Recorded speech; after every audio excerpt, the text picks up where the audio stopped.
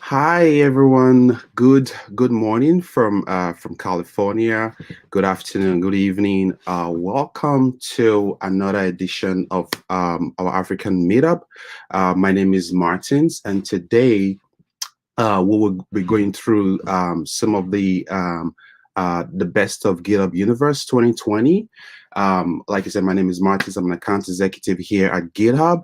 And so today, me and my team at the back end will be going showing you through some of the best clips that we had through our December conference.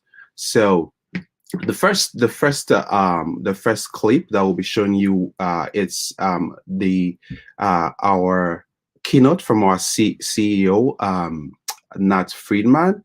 And over the course of today's meeting, you will see a bunch of product highlights that we launched during our Universe event. So please stay tuned and let me know where you guys are watching from. What are you from? Kenya or South Africa? Just let me know in the chat where you guys are watching from. So let's get started without much ado. Let's AJ, are you ready? Let's see the keynote from Nat Friedman.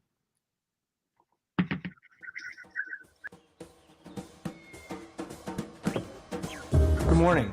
Welcome to GitHub Universe. Today, we are going to walk you through how we use GitHub at GitHub, and along the way, show you some of the really cool new features we've been building. Let's check it out. I start my morning with the GitHub mobile app. I check out my notifications, and I catch up with my favorite communities. GitHub Discussions makes this so easy. We announced it a few months ago as a great place for Q&A and open-ended conversations, and today we're announcing that every open source community can try GitHub Discussions with our new public beta. Just head to your repo settings and turn it on right now. We've learned a ton from the communities that have already been using Discussions, and we've added some great new features like customizable categories and native support in our mobile apps. It's awesome.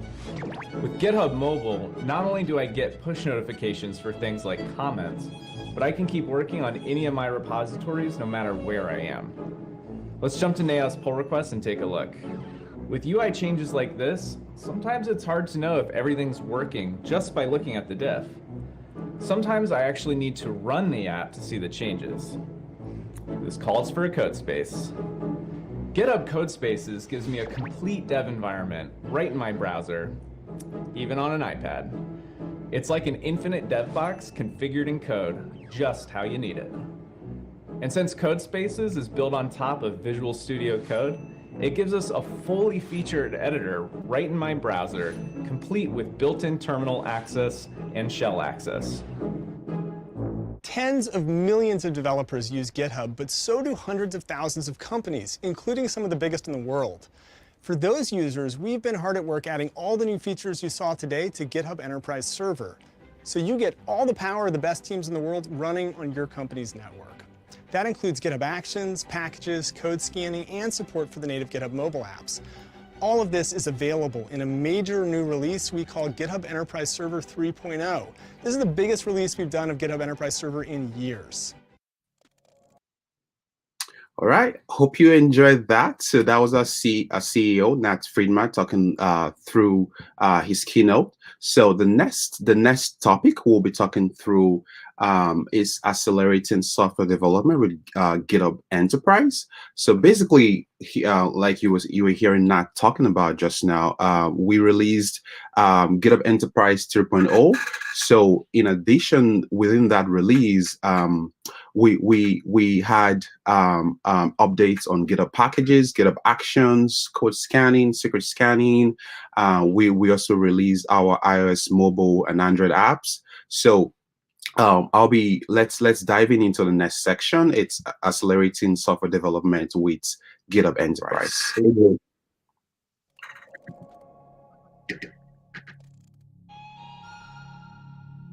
So myself and my colleagues spend a lot of time talking to administrators, people like Keith, who run DevOps tooling for their companies. And we know that you've got a lot to do. And it's pretty hard sometimes. You have to secure all your software and your applications across the supply chain. You need to help your teams to automate workflows so they can focus on what they do best. You need to try and build a culture of collaboration, virtual teams, communities of practice to help swarm around new ideas and products that you want to launch. And of course, you need to make sure that all of the tools you're responsible for are available, secure, and governed. At GitHub, we have one underlying philosophy for how we help companies, big and small, to achieve goals like these. And that is to empower developers with an integrated platform. And in this talk, I'm going to talk to you about how you can use some of the capabilities in GitHub Enterprise to achieve goals like that. But first of all, what are those capabilities? So those capabilities sit across 4 core pillars: coding, automation, security, and planning. And all of those sit on our kind of secure enterprise foundation that allows administrators to secure your code and access to it and to govern it through policies. It also enables you to build a community and crucially tap into the power of that github.com community. And I'm extremely pleased to say that all of these capabilities are now coming to Enterprise Server, to our thousands of customers running GitHub Enterprise in their own environments.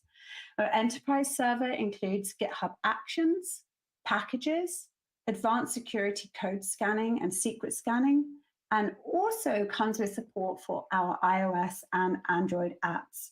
As I mentioned, one of the big things that we've been working on this year is to add Git events to the Enterprise Cloud audit log, and I'm just going to show you briefly how that works. So first of all, many of our customers like to query the audit log through the API. So we can do that here. Just a quick example. Here, just querying only Git events from my enterprise, and you can see it's bringing up Git fetch events, Git clone, and Git push events from across the enterprise. I can query both Git and GitHub events at the same time if you want to, or just one or the other. You can also export those Git events just here and your GitHub events. Next year, we'll be adding those Git events to this UI as well. Just want to touch briefly on some branch protection rules and how we're extending them. You might have seen a little bit of this in the keynote if you managed to watch it. So here I have a couple of branch protection rules set up, which means that any code changes need to be reviewed, first of all, by a third party, and then by my code owners, normally often a security or expert team, before they're merged in. GitHub has also recently expanded the same concept to environment protection rules. So if you're using GitHub Actions for your CI/CD flows, you can put in checks on environment deployments. Just have a quick look at that. Here I have another repo. It's set up with these environments, and my production environment has a environment protection rule, again saying that I need to have a couple of reviewers. Jump over to Actions. We can see a pull request that has been merged in and then deployed through my environments. And as per my rule, it has been approved by me. This is one of the biggest things that we've shipped in the last few months. And in this vein, we're now announcing a new change to how we release Enterprise Server. So from Enterprise Server 3.0, we will start every feature release with a release candidate build. That's a build that's gone through full GitHub testing, but one that we're putting out there for you to pick up, test, try, bash around, and give us feedback on. And when we're happy based on your feedback that it is a very stable release, we'll GA it. I think this is going to make a big difference to the overall reliability of the product, and I'm excited for this change. So GitHub has really built the community standard for automation with GitHub Actions. Sure, you will have seen this before, but Actions is the #1 CI tool on github.com, and it's achieved that status in just a year after launching. And we now have 6,000 actions on the marketplace, which I just think is an amazing testament to how easy it is for developers to build actions. Now, our security capabilities have grown massively over the last year, Advanced Security offers both code scanning and secret scanning, which are automated security scanning tools. And in addition to that, our dependency alerts, automated security fixes, and the advisory database are making sure that both private and open source repos are staying secure. Right. I hope you had a good time with that section. So my favorite part of that section is really bringing GitHub Actions to the server, bringing GitHub Actions to GitHub Enterprise Server. That has been in the works for a long time. So I'm really excited that has finally come to GitHub Enterprise Server. Okay, so the next clip is our GitHub CodeSpaces launch. GitHub CodeSpaces basically lets you write your code on GitHub right in the browser. So I'm really excited about this. Like I've been talking to a lot of engineers that are pretty excited about GitHub CodeSpaces. So ideally, the whole point is to make sure that you have a full-fledged IDE in the browser. So that's the goal of GitHub CodeSpaces. So let's dive right in. AJ.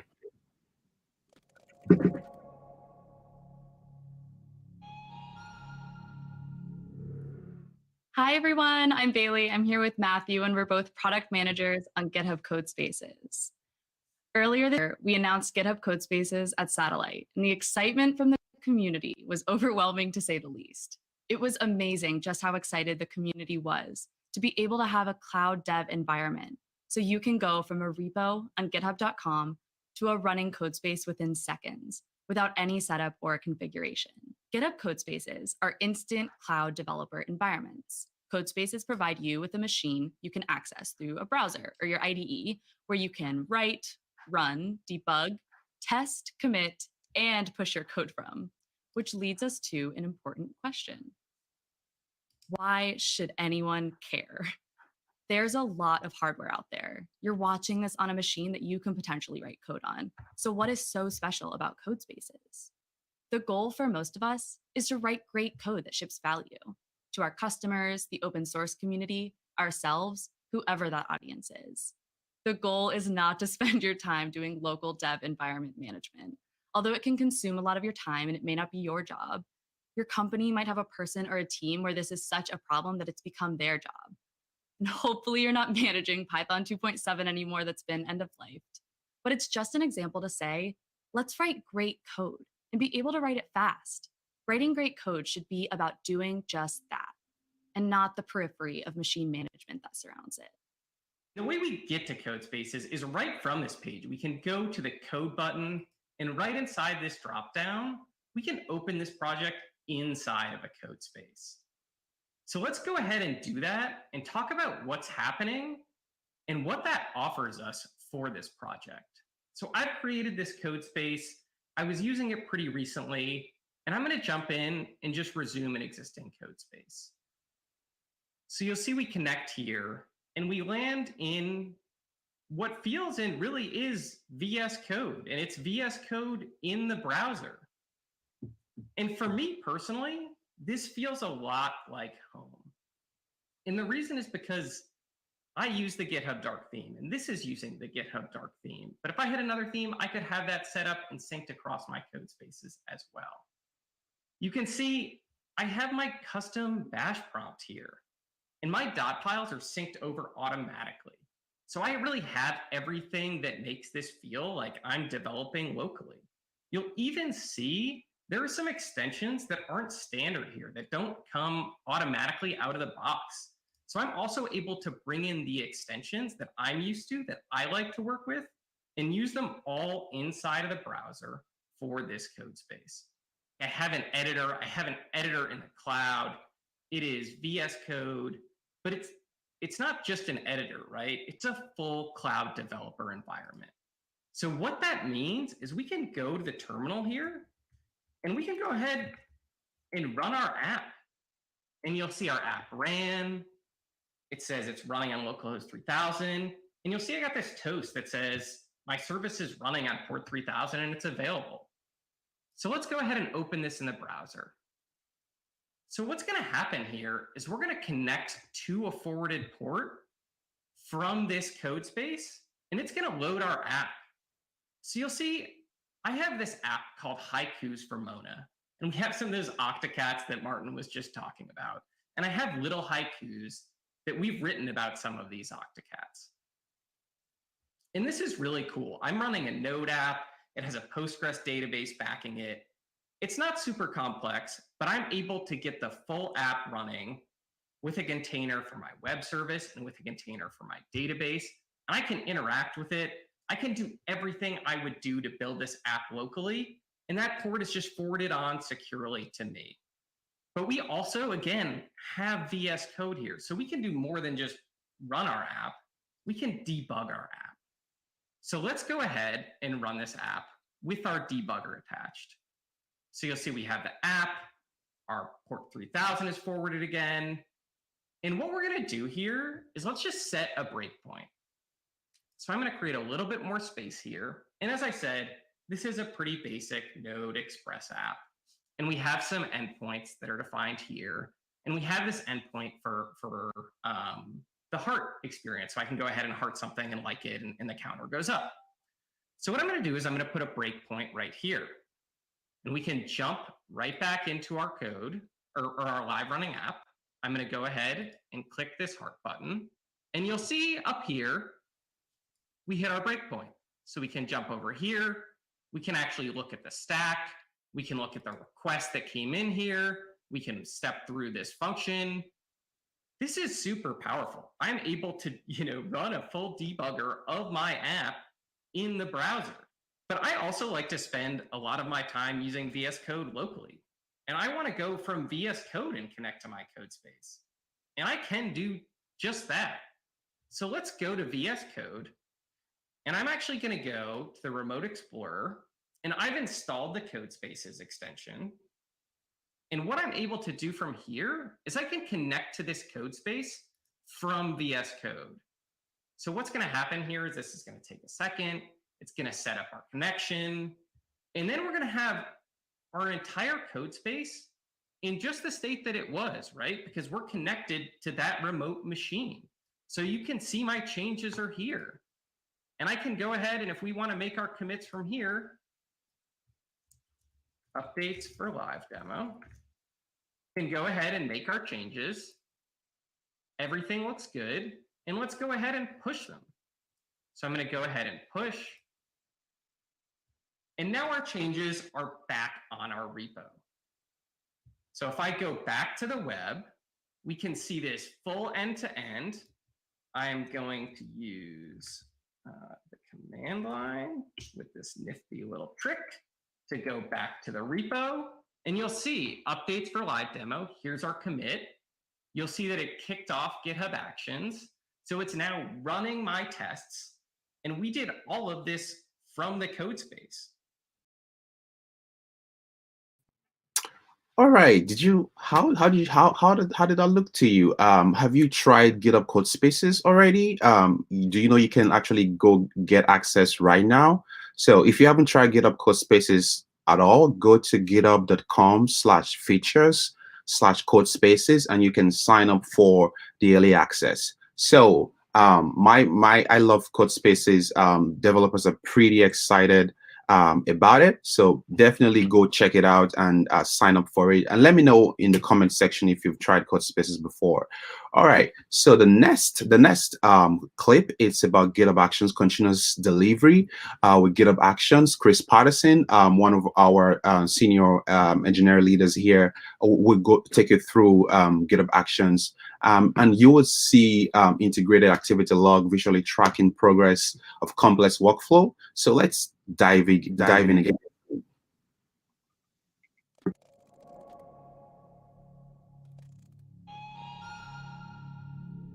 GitHub Actions is grown massively. Right now, we run about 75 million jobs. The slide says 73, but when I looked this morning, it's about 75 million different jobs a month across a wide variety of workloads. CI is probably the most common thing that people absolutely automate. But the amazing growth has really come, I think, due to the community. And if we look across sort of all of the different CIs that happen on GitHub, we definitely I believe Actions is by far the number one. We seem to do the most, at least from what we can see. We actually see closer to 10,000 different actions used across different organizations, and we think that's pretty incredible because that means people are both using the community but also taking advantage of using actions within their own organizations. What we implemented was protected environments, and the idea here is we wanted to prevent unauthorized deployments. And in order to think about how that might work with GitHub Actions, in fact, you've seen this on the roadmap. If you looked at our public roadmap, we have something called manual approvals. So this is configured on your repo settings outside of the workflow. And when you try to deploy to a given environment, if a set of reviewers is required, the system will pause that job before it ever goes to a runner and send out a series of notifications and require a person in this list or somebody in a team to come and say it's okay for that job to continue to deploy to that environment. We heard from a lot of people that they want to be able to track what is currently in a particular environment, whether that environment is production or if that environment is a staging or whatever. Starting to build this new activity log here is part of our goal to really move in that direction. And this is kind of where this kind of 4-ish new capabilities comes in, because this deployments view actually exists in GitHub today. It just isn't very commonly used because it's a little bit hard to make it show up. And so we took some of the existing platform in GitHub and integrated directly into Actions to make it easy for you to get this list of deployments. We wanted to give you a much better way to visually track how your workflows are progressing. As you have these more complex workflows, particularly ones that do sort of pipeline style deployments to different environments, or maybe have rich matrices or other concepts, having the ability to see where those go and sort of track their progress at this very visual level, we think improves just the overall usability of Actions, the usability of more complex workflows, and the ability to debug potential issues. And we've also started to do some other work to integrate in other places. I think you saw in the keynote, Nat had a really neat little vignette at the end where he launched dark mode, and you saw sort of a sneak preview of some work we're doing with the mobile app. We've also done a lot of work with the team who works on the Slack integration to integrate those there, and you'll start to see these roll out again. And we think that as we use all of these endpoints for GitHub, we can really help drive that culture of rapid deployment and unblocking your team from where you are exactly how you need to. We think that all those things together really do add up to the ability to do very, very rich continuous delivery workflows with GitHub Actions. We have a lot of plans to enhance this capability in the future. For example, the protection rules for environments, we really see that as a great potential point for integration. All right. How was that? Let me know if you've used GitHub Actions before, if you've tried out before. So basically, you just saw how we do. You can do continuous integration with GitHub Actions. So now my other colleague, Brian Doogie, is going to show you how to actually use GitHub Actions, how to gain traction with GitHub Actions. So let's dive in.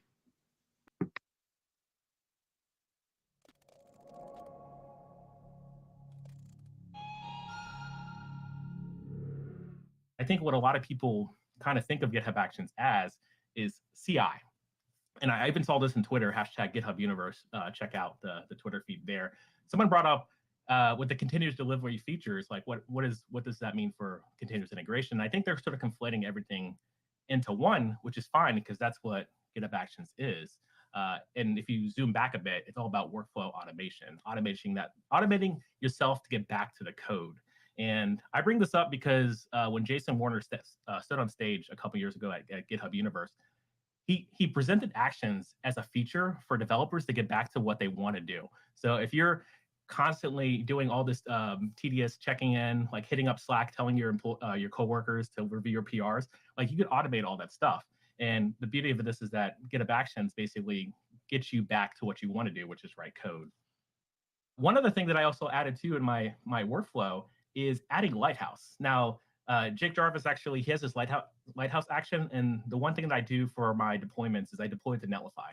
And the reason why I chose this is that every time there's a Netlify deploy preview on my project, which is open source, I actually get an entire preview directly linked inside of my pull request, which is beautiful because I've been using this other action I built called Logify, which also brings my previews into the deployment logs first and foremost. I don't have an example about this in CD yet because it just launched yesterday.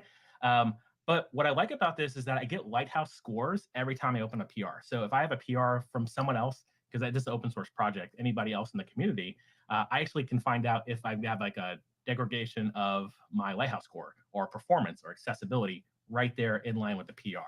And when I talk about sort of identifying a repetitive task, every time I open up a pull request, I want to make sure accessibility and performance do not go down. I want them to stay consistent or get better. So I bring that up because with the Lighthouse action, I can actually embed those Lighthouse scores within my action logs. So that way, not only in my action logs, but also in the PR comments. And it's all powered from this one action, which is beautiful. And like, you're probably thinking, Lighthouse is already embedded in Chrome. Like, you can just open up the Chrome tab and like just know what you're doing and check that before you merge a PR. And the thing is, I won't do that. I won't do that for anybody's PRs. I want this to be automated and get myself back to writing my own code and not have to do that for every time a PR is open up on my project. So I bring this up. Shout out to the artifacts too as well, like actually having the report in line inside of my logs as well. It's just a beautiful experience. How was that? Did you enjoy that? So the core thing about GitHub Actions is not just CI/CD. You can automate repetitive tasks. So like Brian was saying, there's a lot of actions already been built by developers on GitHub, over 6,000 actions now. So definitely go in there and pick and choose what you want to use. So the next thing, continue on the product features team is talking about GitHub Discussions, building your community with GitHub Discussion. So let's dive in a little bit.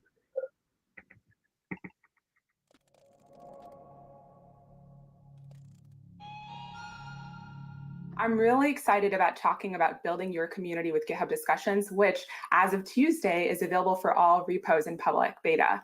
And so thousands of you have turned it on since then. I want to quickly talk about the open source ecosystem and why GitHub Discussions exists in the first place. So this is an incredibly oversimplified cycle of what open source work looks like on GitHub. So basically, people use a feature, tool, or product, then they notice an issue, they file an issue, and that work will hopefully get prioritized, maybe worked on. Someone will open up a pull request, it'll get merged, and boom, it's slated for a new release, and it goes out into the world, and people use the new thing. So already there's something missing, and that is where the conversation lives. And that's because it usually lives over here. Outside of the cycle, products ignite ideas and facilitate conversations, and that conversation ends up in chat applications, forums, social news, and basically sometimes GitHub issues. We want to keep Q&A and conversations separate from GitHub issues, but we also don't want those to be completely detached either. Their relationship is important.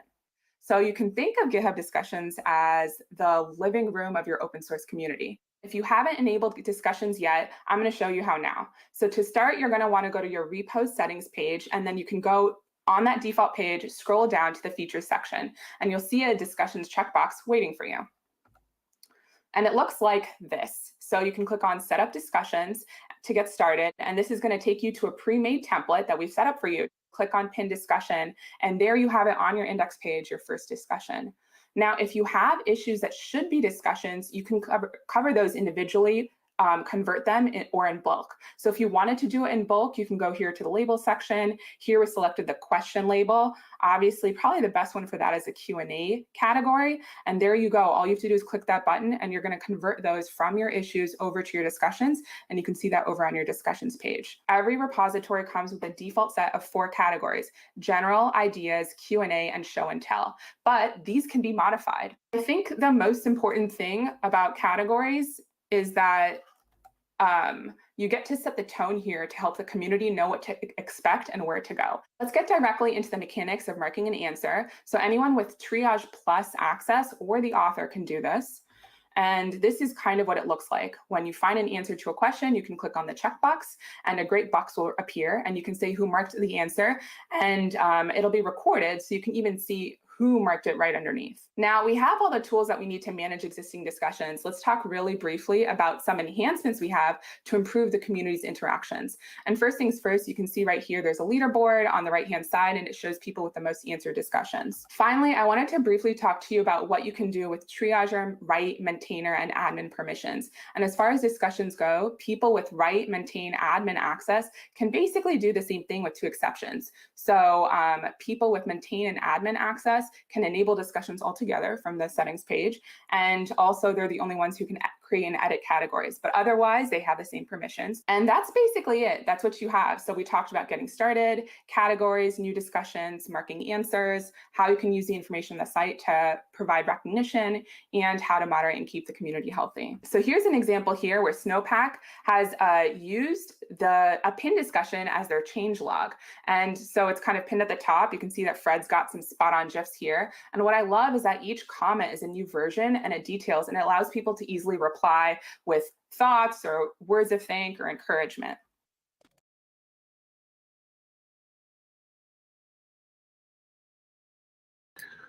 All right, thanks for that. So the next, we've been talking about a lot of topics, product features on github.com and GitHub Enterprise. So we want to transition now to security, how we're thinking about security at GitHub, and how you should think about security on your own projects too. So to kick us off on that is Erica Brescia. Erica is our Chief Operating Officer here at GitHub. So let's get into GitHub Enterprise and security.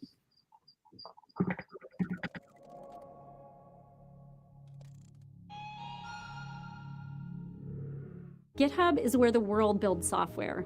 Over 50 million developers trust GitHub to collaborate, test, build, and deploy code, including over 70% of the Fortune 50. In fact, in the last year, over 60 million new repos were added and over 1.9 billion contributions were made. Those are some seriously big numbers. The stability and resilience of our global platform is critical to providing developers with a platform they can count on.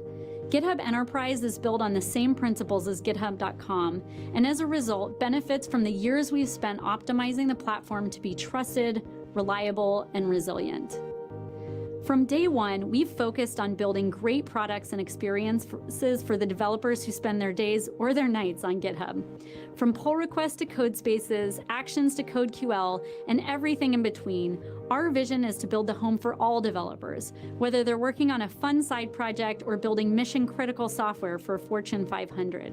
Across all open source repositories, repos that use actions on pull requests see PRs merge 1.2 times faster, and the number of merged PRs increased by 1.3x. That's 34% more pull requests merged. This is huge in terms of improving developer velocity. All right, so let's say you've committed a secret in your code before. So how do you deal with that? So in our next section, our senior project manager, Sasha Rosenbaum, will talk to you through how we are dealing with that at GitHub, and specifically how we're dealing with secrets, managing secret scanning here at GitHub. So let's dive in and see.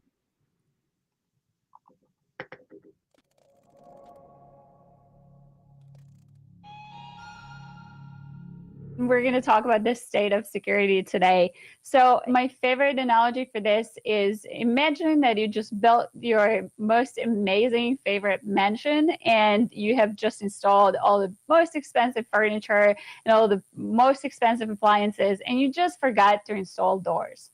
So this is sort of how we treat security today. We just kind of say, okay, we have time for this. We're just going to first deliver on all of the features, and then we're going to basically add some locks on the doors and some doors to our mansion, right? Because features is what's important.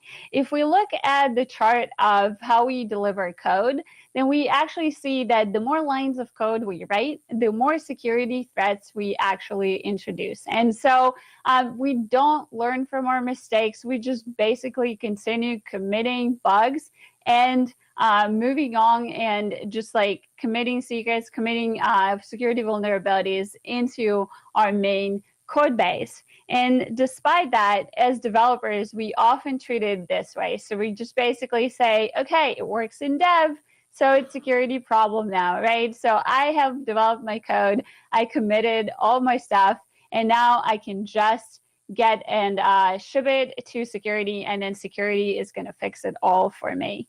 But we know that that's not possible because there's so many more developers than security professionals.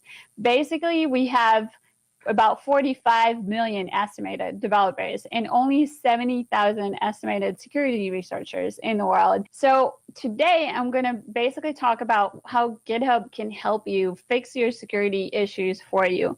So we have a large number of features in GitHub Advanced Security that can help you integrate security into your developer experience. So it's not extraneous to what you do, but rather it's shifted all the way left and integrated into your development lifecycle. So basically, we help you secure multiple parts of your code. So we help you secure the supply chain, the code, the development lifecycle, and of course, your platform. But today, I'm going to talk specifically about the code part. So we can see that almost 50% of all the breaches in the world actually include stolen credentials. And yet we're pretty bad about not committing these credentials or these secrets into source control repositories. And this is where secret scanning actually comes in. So we have different different oriented features for public and private repos. So I'm going to start with public repos. For public repos, we actually have secret scanning for a number of years already, and we are doing it at massive scale. We're scanning about 150 million pushes a week. So basically every push into a public repo basically gets scanned by GitHub to identify secrets. And many people don't know that it's happening because it's transparent to you. If you as a user check in your code and that code actually contains a secret. So we actually run different regular expressions from known secret scanning partners to identify if something you committed actually matches one of these secrets. So basically, we then send the matches to a partner verify endpoint. And then the partner can verify if it's a real secret or if it's not. And then depending on what the partner wants to do with this, sometimes they revoke the secret, and sometimes they also email the user, right? So basically, we have this process in which completely transparent to the user in some cases, your secret actually gets revoked by the partner, and so your secret is no longer in the repository. So if you say committed an AWS secret into your repository, then instead of someone stealing your credentials, we're actually probably going to revoke it for you. All right. How was that? I know developers like to build really cool stuff. So I really loved the analogy that Sasha gave, how you build a beautiful mansion and you forget to put in doors. So please don't forget to put in doors in your code. So the next topic is by Bas and Xavier. Let's dive right in. Let's go.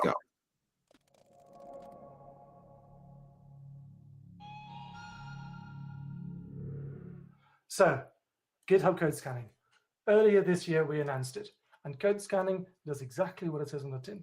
It scans your code for security vulnerabilities. And any alerts we find in pull requests are automatically flagged up to you so that you can fix them before you merge the code changes into your main branch. That particular code patterns could be, for example, a server-side template injection vulnerability. When you run CodeQL, whether that's in code scanning or on your own local machine, the first thing it will do is it extracts all of the source code that you have into a special relational database. In a way, it's similar to a MySQL or a Postgres database. It's a very special one, though, a special purpose-built read-only one. We call it a CodeQL database. And just like with MySQL and with Postgres, you can run queries against that database. And in fact, a CodeQL query looks a bit like a SQL query, but it's a lot more powerful. I'll show you one in the live demo that I've got. Now, a CodeQL query is a way to sort of interrogate and explore your source code. A very simple query might, for example, look for a variable called password that you then write to a plain text log file. More advanced security analysis, more advanced queries do very intricate flow analysis. They track where user-controlled data enters your application. They track it through your application, through function calls and data structures, to a location where it might be used in an unsafe way. And the SSTI analysis does exactly that. It tracks untrusted user data that eventually ends up in a template. Now, in a way, every query captures the security knowledge of a security researcher. And by codifying that knowledge, that we can apply it at a massive scale. So for example, we run CodeQL against hundreds of thousands of repositories, and every single query result that we get is an alert in code scanning. All right. So secret scanning, code scanning, that's part of our advanced security product. And do you know that all of that is available free for open source work? So if you're working on the project, you can definitely turn on secret scanning and code scanning and CodeQL for your projects, right? So let's dive deeper now into security as a feature. So one of our customers here, Thermo Fisher, would go through how they are using code security and advanced security at their company. So let's dive in, AJ.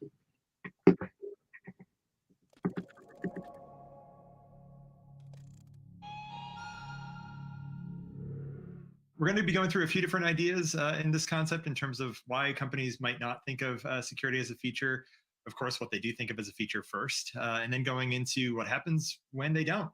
But also, of course, some of the good things that can come from thinking of security like a feature, going ahead and then how you can implement that within your tool chain or your process, some further learning, and we'll take it from there. So let's go ahead and dive right in. What makes something a feature, right? That's something that is often discussed in concerning the project management or product management team, the dev teams. They always say, well, that's not really a feature. Security is not a feature. And that's because, of course, features are things that customers ask you for, right? They're the things that people want to see, the things that people will complain about if they don't have it in your application, and so therefore they'll tell you about it. Then, of course, there's resources in terms of people, time, or money. Those are things that get allocated to features. Whatever you're allocating your people, your money, and your time to, those are the features you're working on, whether you're calling them a feature or not. And then features, well, generally speaking, if you build it, you're going to make sure that it's regularly tested. You're going to make sure that it works the way that you want it to, and you're going to make sure that it continues to get enhanced over time. Generally speaking, you're not going to take a feature out unless, of course, it's just really not used or it's so totally broken that it's not worth continuing and working on. But otherwise, you're going to make that thing better. Those are the features that your company is investing in. So why isn't security considered a feature? And this is kind of an interesting topic because one of the things that I'll often ask dev teams after they've done some security review of their applications is I'll say, do you have a banking app on your phone? Now, that doesn't always translate depending on where you are in the world. Some cash-heavy cultures don't really use banking applications, might do e-commerce, but I'll ask a dev, are you using some sort of financial transaction application on your phone? And the answer is almost universally yes. Well, one of the questions that you should be asking is, would you use it if it had the vulnerabilities that your application has? And that's when you know security is a feature, because it's not something that people were asking you for, but it was something that you and the people using your applications are expecting. In a lot of ways, I like to say this is kind of like the faucet that you go to or the sink that you may go to. And when you turn that left knob, you expect the water to be hot. That's universally true. You didn't have to ask anyone for it, and you didn't have to tell the plumber to install it that way. It's just the way that that operates. And so in a lot of ways, that's the way that people think of security today, is it's one of those utilities that you just expect it to be there and expect it to work as intended. There are benefits to treating security as a feature. A good example of that is attack complexity increases. One of the things that I like to think about here is, why are phishing attacks still so prevalent? Because people fall for them, first of all, and because the more complex attacks are really expensive. We can look at the zero-day market when it comes to things like iOS or Android vulnerabilities that are out there today, where you've had 0 days to apply a patch or implement security. And quite frankly, those costs are going up. And that's a good thing, because what that ends up meaning is that the attacker ends up being a very small subset of the world's landscape. It ends up being state actors as opposed to cheeky kids on the internet, for an example. And so that way your application will be a little bit more robust, and quite frankly, you're outrunning a majority of the bears. Of course, it also differentiates your project or your product. If you think about Apple, for example, they're almost universally known for a lot of the security and privacy implementations that they've put in place. We can also look at examples within the software development landscape, such as React versus AngularJS. Back in the day, AngularJS, the original version of it, had a sandbox, and that sandbox had a lot of escapes, and it led to a lot of vulnerabilities, such as remote code execution or even full remote reverse shell. I've taught a couple trainings that have shown exactly how this works, and thankfully, Google has addressed that with later versions of Angular, such as by removing the sandbox in the original AngularJS because people were using it wrong. And in this way, if we think of security as a feature from the get-go, we can actually write on secure frameworks and languages like Rust to eliminate a vast majority of the vulnerabilities that enter our landscape. And of course, once you go ahead and invest in security as a feature, it allows you to save time and money. It's that return on investment, that compounding interest that allows you to actually go ahead and focus on other investments and experimentation so that you can grab more market share and of course, differentiate your product and then pay down those other technical debts that you might be encountering. And then, of course, in terms of some tools that you can use, I like to say with static analysis, GitHub's Advanced Security toolset is phenomenal. Their acquisition of SEML is light years ahead of other products in the space. And I say that from being a code security engineer at Veracode in a past life. It is one of those tools that can really make a difference in your code base. And I strongly encourage any open source project to check that out. Dependency checking, again, making sure that you check the ingredients as well as of the static analysis recipe. Dependabot, really great tool if you're on the GitHub platform, which I would think that you probably are if you're watching this. And then, of course, OWASP's dependency check tool, if you need another thing to go ahead and look into the environment and make sure that things are working appropriately and that the libraries you're using are fresh and secure. All right, thank you for that chat on security. So now we've heard a lot about security, security scanning, CodeQL, and how you can incorporate security as a as a way of thinking and making it a feature of all your development. So our senior product manager here at GitHub would go through, give you a roundup of the advanced security product and how you can get started and continue to use it going forward. So AJ, let's get it in.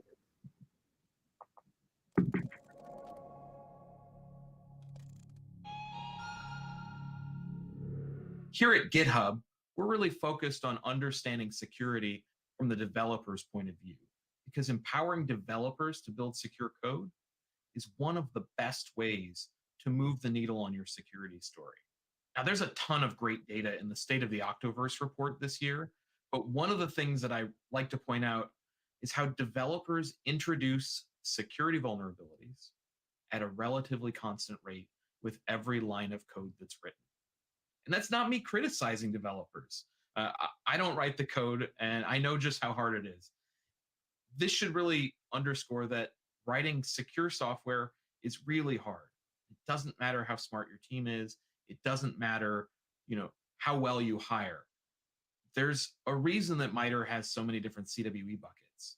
It's because as humans, we tend to introduce the same kinds of problems over and over again. Around 83% of applications have at least one security vulnerability in them. Organizations that adopt DevSecOps practices run security scans daily reduce their mean time to remediate security problems by around 72% versus organizations that run, just a few times a year. So that's why we at GitHub have been hard at work with a collection of security solutions that we call GitHub Advanced Security. Within GitHub Advanced Security, we've got three major product areas. The first is secure dependencies.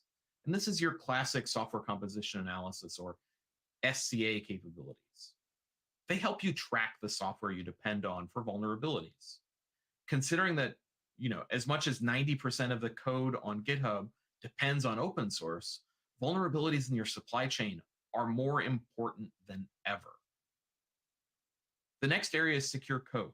And this is our set of features that handle static analysis security testing, or SAST. While SCA looks for vulnerabilities in code you depend on, SAST looks for vulnerabilities in code you wrote by analyzing that code and finding bad patterns and data flows.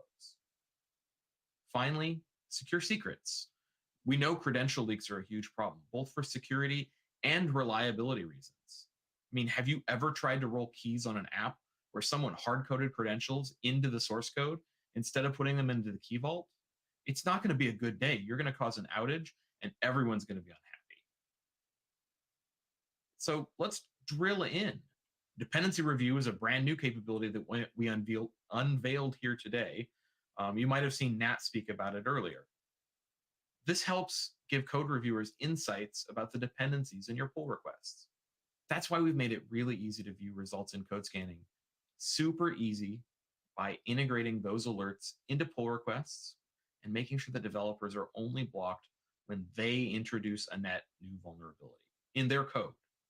That way, when you have a lot of security debt, it's not going to come up every day. It's not going to slow you down. It's still there, and we hope you'll fix it, but it's not in your way. CodeQL is the semantic analysis engine that powers our own security analysis. Now, a lot of static analysis tools out there do things like use regular expressions or look at bytecode to try and figure out what's happening. CodeQL, we actually map all the code in your repository into a graph database. And this is special because it allows security researchers to reason over that code and develop queries that can find really complicated vulnerabilities with really high precision. By bringing all of this together in one user experience, we're making it easier than ever to get security challenges in front of developers before they're a problem for your users. And we're using that exact same infrastructure to help enterprise developers identify secrets in their private code as well. This scans the full history of your repositories, and it provides users with a native experience for triaging secrets that we find in your code. Now, as much as this is a security feature, it's also a reliability feature. We're working with everyone from big clouds like AWS, Azure, or Google, through developer tools like NPM, Twilio, HashiCorp, or Pulumi. This list is growing all the time as more and more companies work to help their users avoid security risks in the cloud.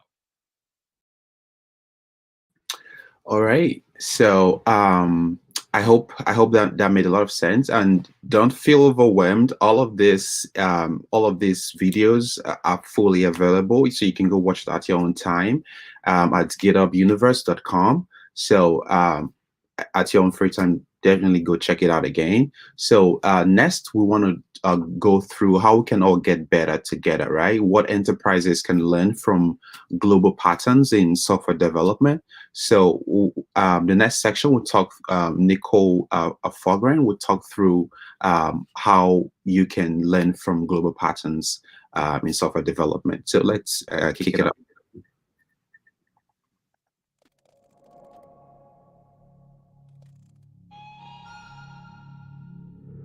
We just released the State of OCTOVERSE report last week. It was a birthday present to myself and everyone else. We took a slightly different approach this year. So in addition to sharing with the world how GitHub has grown and changed, we also did some deep dives. We had quite a year. We have now grown to over 56 million total developers on GitHub. That's some power. When we say community, we say community. Now, we also see 72% of Fortune 50 companies are using GitHub Enterprise. Just in the last year, in the last 12 months, we see over 60 million repositories were created and 1.9 billion, with a B, contributions were added in the last year. Overall, and we see this fairly consistently across the time zones, many people are both working longer hours and getting more done. We saw contributions to open source jump initially 40% compared to last year. And then when they settle out at about 25% increase compared to the previous year.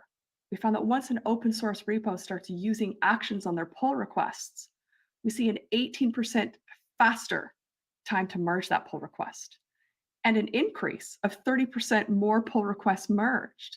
GitHub released and announced Discussions earlier this year. So we took a look at the Next.js repository and how they were using Discussions. And it was great to see and kind of exciting to see how this grew over time. And what we found is that it really helped keep this community more resilient and more sustainable. What some of our other analysis found is that some of the best ways to invite and encourage and foster newcomers to stick with the community are with issues. The challenge with issues is that can burn out maintainers. So the exciting thing is that we also found that one of the best ways to encourage newcomers is with discussions. Discussions is a way to engage, talk about what's happening, learn new norms. Now, some of you may be thinking, well, what does this have to do with me, Nicole? This is the enterprise track. This is great because as we think about scaling our solutions and scaling throughout our enterprises, think about things like centers of excellence or communities of practice. This helps make sure that our expertise isn't siloed. This helps us spread that excellence. It's a lot like InnerSource, right? We have so many things. We have expertise, we have process. There's so many things that we can share. We found that any piece of code or any repo has a 59% chance of getting a security alert in the next year for those active repositories with supported package ecosystems. Most vulnerabilities are mistakes. Only 17% of them are explicitly malicious, things like backdoor attacks, and they result in only 0.2% of alerts in the very commonly and most used repos and most used files. 83% of these vulnerabilities are the result of mistakes. So it's important to remember anyone can make a mistake and anyone can insert a mistake into your code base. So by leveraging the power of community, that means that anyone in this community can help find these vulnerabilities and fix them for you. Another benefit of automation, repositories that automatically generated a pull request using Dependabot to fix, patch their software 1.4 times faster. So many times people ask me, what does shift left look like? If I want to be doing DevSecOps, what does that look like? This is what that looks like. We can scale what it is that we find. We can build that into our development workflow. All right. So the overall team, you've been hearing this about security, paying down technical debts, doing as much as possible to make sure that you reduce the vulnerability in the beautiful code that you're writing. So the next clip will talk to you how even at GitHub here, we are making sure that we are free of vulnerabilities and we are paying down our own technical debt and making sure that GitHub is more secure for all the developers all around the world. So let's get into the next clip.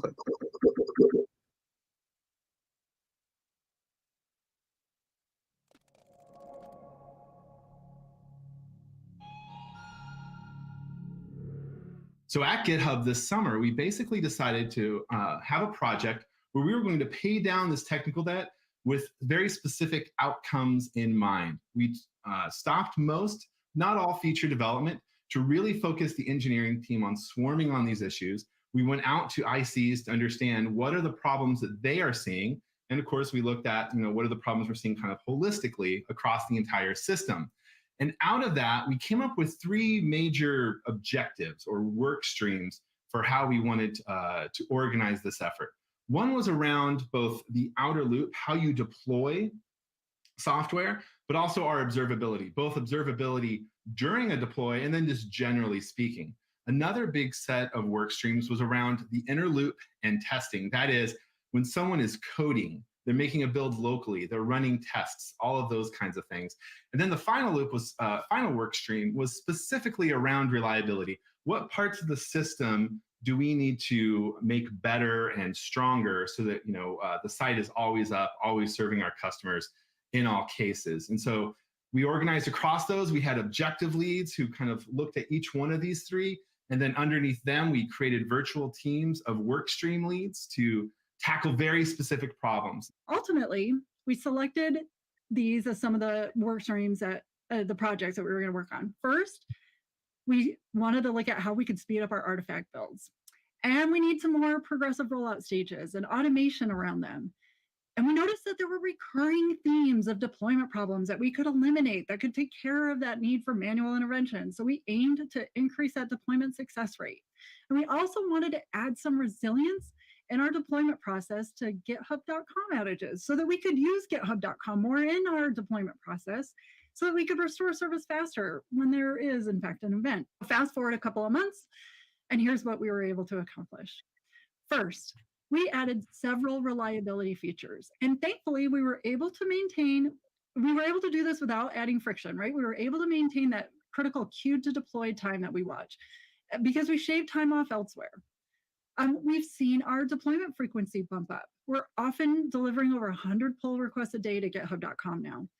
The number of deployment rollbacks we have to do are fewer and fewer. It saves so many hours of deployment interruptions each week. This past month alone, it was down another 15%.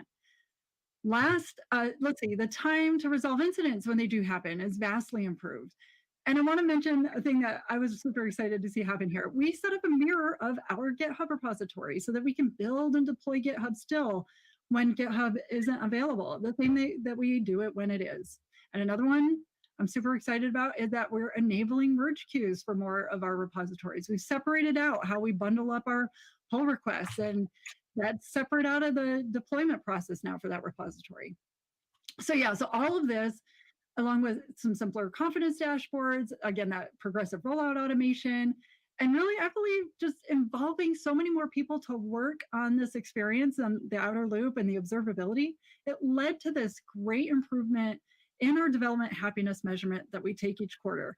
160%, y'all, like that's big. And I don't want to neglect to call out another key observation related to this, and that is the increased unity across the engineering organizations, right? So many teams had opportunities to work together on things that we wouldn't ever get a chance to collaborate on normally. And the results of that have been so positive. But really, how do we keep this up? That's what's really important. So we have now what I like to call anti-slip measures in place. Formally here, we call it our fundamentals program. But for every improvement that we make, we set new benchmarks, we raise that bar, we monitor them each week to understand, does something need to be nudged a bit? Right, we have that additional visibility to make it a lot easier to have these conversations with product managers and engineering leaders. And it makes planning able to factor this in better and at least be more aware of what we're going to set aside if we're choosing to do other things, right? And we continue partnering and working with other teams who would really like to contribute. And this is helping us work smarter and be more effective and really get that high performing thing without having to work longer hours. We leveraged our products, issues, actions, workflow integrations. We focused on the key metrics to identify bottlenecks and found a maintainable and a reusable solution. We ultimately built an internal tool that supports our developers and at the same time acts as a guardrail for product quality. And as for numbers, we reduced our CI time to 13 minutes, making our CI workflow 3 times faster. Then as an added bonus, we reduced our compute costs down by 1/4. This was improvement done just in one of the work streams. In the larger initiative, there was a lot more improvement as Liz talked about. But we focused on the fundamentals of development, tracking down important metrics: deploy frequency, change failure rate, time to restore a service, and of course, what I fixed, lead time to change. Above and beyond numbers, GitHub engineering worked together to identify, prioritize, plan, swarm on the most impactful issues that matter to us. We brought together teams from different parts of the organization to work on the fundamentals. And what warms my heart the most is how we were able to focus on our engineering platform, cracking down technical debt, making engineering improvements so that we could continue to build the best-in-class developer products for you. All right. Hope you enjoyed that session about how we are paying down technical debt at GitHub. We're getting towards the end of our Best of Universe series today. We still have 3 sessions to go. So it's been really fun, and I hope you've enjoyed your time with me today. So we've gone through security product features here at GitHub and all of the CI/CD functionality we've launched throughout 2020. 2021 is a great year. We'll continue to work hard here to make sure your lives are easier as developers all around the world. You guys are the reason why we exist at GitHub. So so over the next 3 sessions, we'll have 3 of our customers talking through how they use GitHub, their best practices, and how they are successful on the platform. So AJ, please, the next.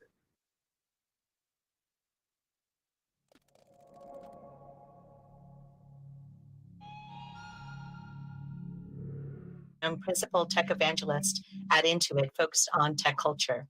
And I'm joined by my colleague, Rocio Montes, staff software engineer, leader in inner source and open source. I create tooling and automation to make these two initiatives successful.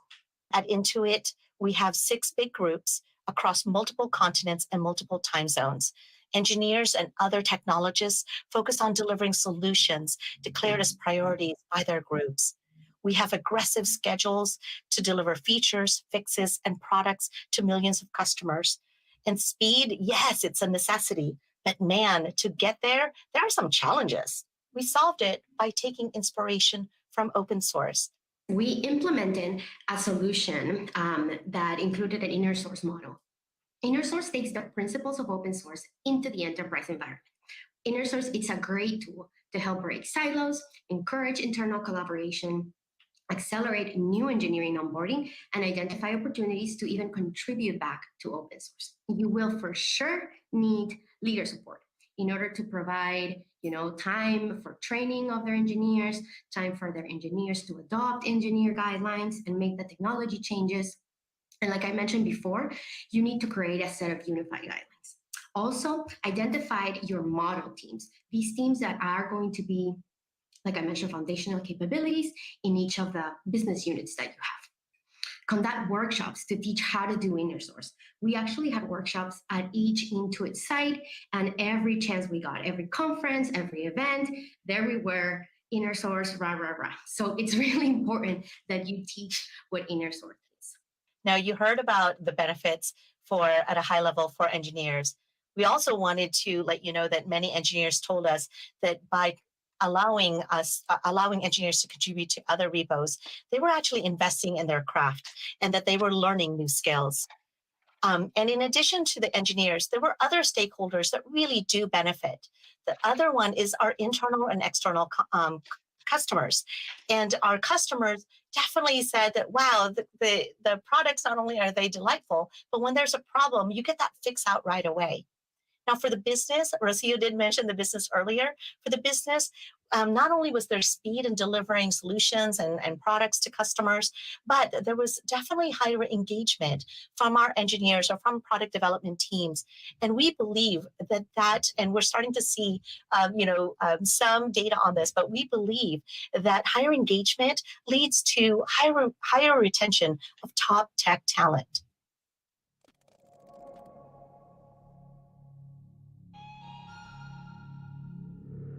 My name is Angie Brown, and I am a vice president of information technology at the Home Depot. I currently have responsibility for our merchandising organization. My name is Tony McCulley. I've been at the Home Depot for over 7 years now. I've been in the industry 20 years, which sounds crazy to me to say that now. Our journey probably started back in 2014 on that front, which is really when we started what internally we call our agility transformation. And that's when we kicked off really changing how we build software, going from large projects with a large number of people and a large timeline to smaller balanced teams, leveraging test-driven development, leveraging continuous deployment. Just a variety of different things changed in our work practices as we were moving down that agile journey. We just started spending more time trying to understand treat them as users and understand their challenges, start advocating on their behalf, and then trying to provide them solutions that sort of meet their growing needs and kind of meet them where they are. So this meant approaching platforms and infrastructure and tooling with sort of the same user-centric or product-based approach mindset that we do everything else. So our frontline associates and our customer-facing experiences. So we needed tooling that meant empowering the engineers, supporting self-organization, and tooling that helped foster more collaboration and communication. Whenever you're talking about this agile journey or this transformation, I think one of the most important things is fostering this culture of continuous learning and improvement. And when you're talking about continuous improvement, it's very difficult to do that sometimes if you don't know where you came from or where you started or where you are. And so I think, figuring out what to measure and what to improve is really important. So that's been difficult in IT. I mean, I think, almost forever, but I think it's changed a lot in the last few years. And a lot of that has to do with the work that, Nicole Forsgren and Gene Kim and the others have done over the years with the DevOps Handbook and Accelerate. So the 4 key metrics that we learned about in Accelerate has been a really liberating thing for me in my space. I mean, a lot of the stuff that we used to do that, felt good or felt like the right thing to do. I mean, for the first time in a long time, like it's quantifiable, it's tangible, and it's measurable. And that's really liberating. I mean, for now, like it's allowed us to treat our platforms and infrastructure and service offerings much more like a product. So we can experiment, we can make hypotheses, we can try things, and we can figure out what has a positive or a negative impact.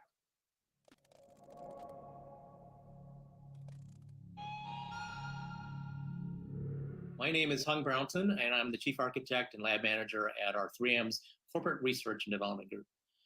I'd like to share with you our journey today from scientific poster sessions to GitHub Global Actions, how we've accelerated our digital innovations. By extending GitHub into Model Hub platform and using Booster as that interface with GitHub, we have drastically shortened the time it took for our modelers to onboard new models. From weeks to days. We've also tripled the number of models since launching Booster with GitHub this spring. The results have been fabulous. We've accelerated our modeling platform usage, and more importantly, we accelerated our research. GitHub has helped 3M transform in a number of different ways.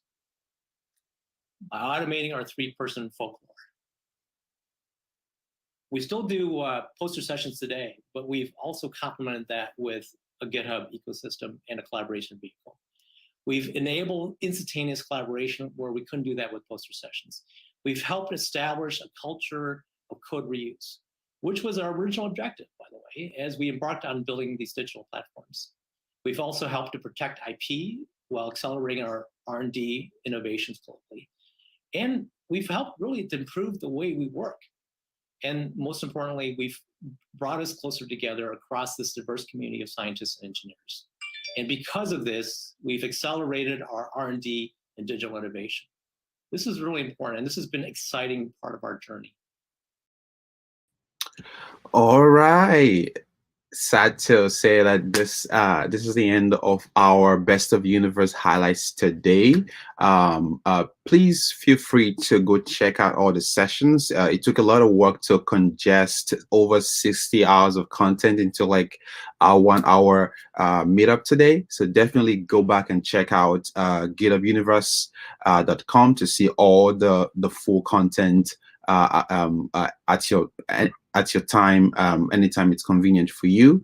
So after now, we would have a Zoom session. If you have any questions for me and for my colleagues, we'll be on Zoom for about 30 minutes, and you can ask questions that you have about any of the sessions that we've gone through today. And just to recap, today we had so many highlights. We had talk about GitHub Actions, GitHub Discussions. We talked about GitHub Advanced Security. Definitely go back to any sessions today. This is available on YouTube. You can go check it out at any time you like. And please also be reminded that we would like to have you join us. We would like to hear from you on Twitter. If you want to hit us up on Twitter, just mention us at GitHub, and also be reminded that GitHub Universe 2021. We just had GitHub Universe 2020. Will be coming up soon. So stay in touch to hear from us on that. So we'll be signing off now and going into the Zoom session. So please join us, and we'll love to hear from you.